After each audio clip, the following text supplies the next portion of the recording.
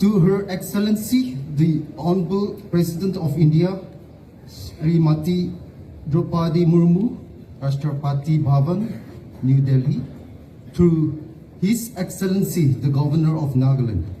Subject: representation against the imposition of the Indian national song, Vande Mataram, in the Naga homeland.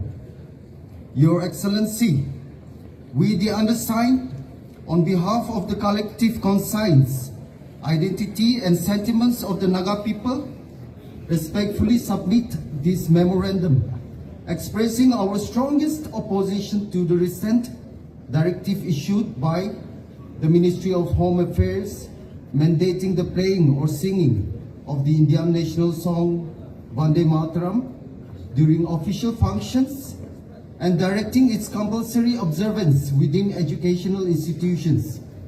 At the outset, we wish to state that the Naga people harbor no hostility toward the national symbols, songs, or cultural expressions of any nation or community. The Nagas have historically respected the traditions and patriotic sentiments of all peoples. However, the imposition of any cultural or symbolic expression upon the conscience of a people, particularly one with religious and devotional connotations, raises serious concerns regarding fundamental freedoms and internationally recognized rights. The revised Vande Mataram contains devotional imagery associated with the worship of a particular deity for communities such as the Nagas, whose cultural and religious traditions are diverse and whose society places immense importance on freedom of conscience. The compulsory singing or observance of such a composition is viewed as an infringement upon deeply held beliefs and cultural sensitivities.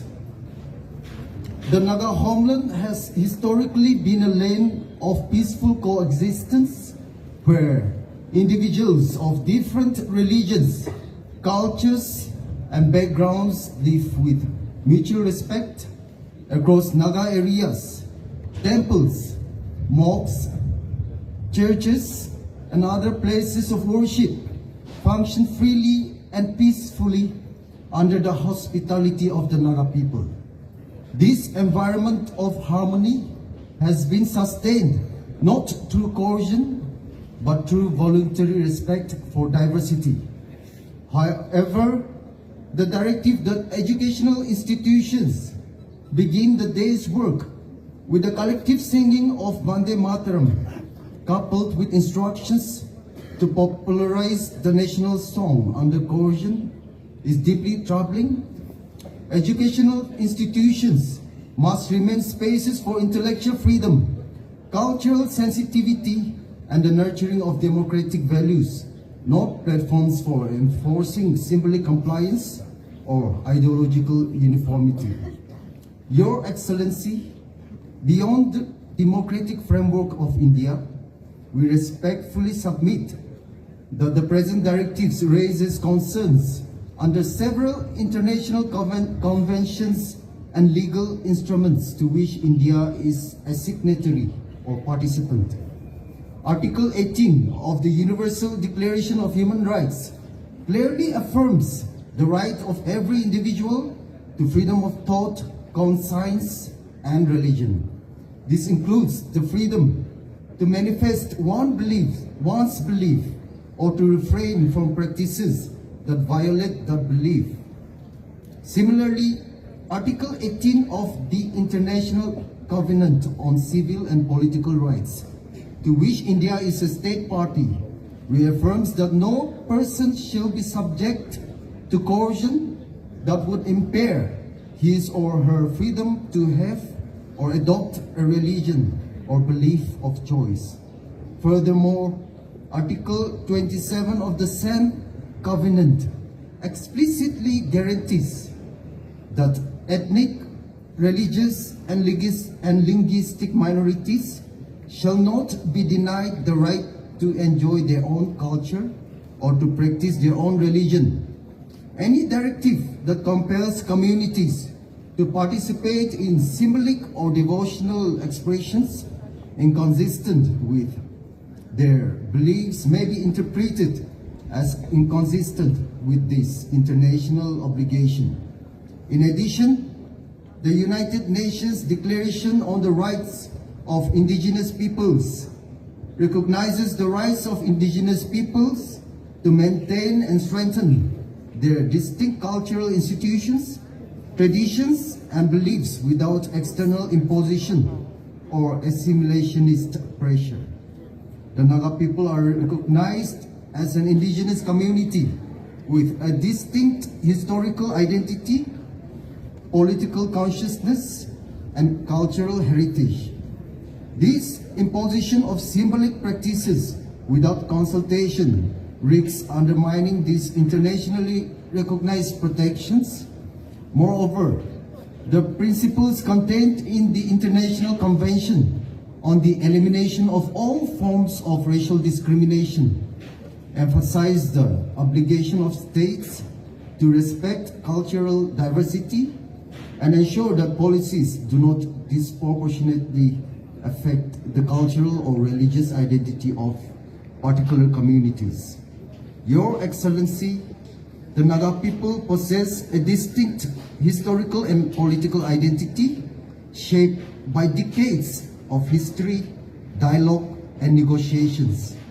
Any attempt to impose symbolic practices upon the Naga homeland without consultation risks undermining the principles of democratic governance, federal sensitivity, and mutual respect that form the foundation of peaceful coexistence.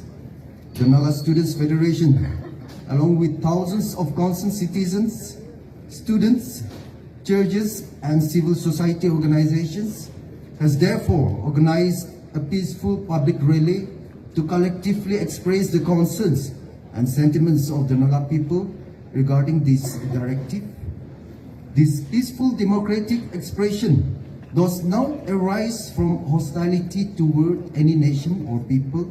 Rather, it is motivated by the desire to safeguard the dignity, identity, and freedom of conscience of the Naga people. In light of the above concerns, we respectfully urge Your Excellency to nullify or withdraw the directive mandating the singing or playing of Vande Mataram during official functions and within educational institutions in the Naga homeland. Ensure that no policy or directive is implemented in a manner that disregards the cultural, religious, and historical sensitivities of the Naga people. Uphold the principles of secularism, democratic consultation, and respect for diversity, which remain essential for the harmonious functioning of a pluralistic society. Hold dialogue and consultation with representatives of the Naga people before implementing measures that may affect the cultural or social fabric of the Naga homeland. Your Excellency, this memorandum represents the collective voice of the Naga people across the Naga homeland who have gathered in peaceful democratic protest to defend our identity, conscience, and dignity. We remain hopeful that the concerns expressed herein will receive your earnest consideration in the spirit of justice, democratic values, and respect for diversity. Yours faithfully, Mtai Siding Herang, President NSF, Kenilo Kent, General Secretary NSF, Dr. Nimulo Krome, Secretary General, Naga People's Movement for Human Rights, Reverend Dr. N. Papino, President, Nagaland Joint Christian Forum. Thank you, Kuknalen.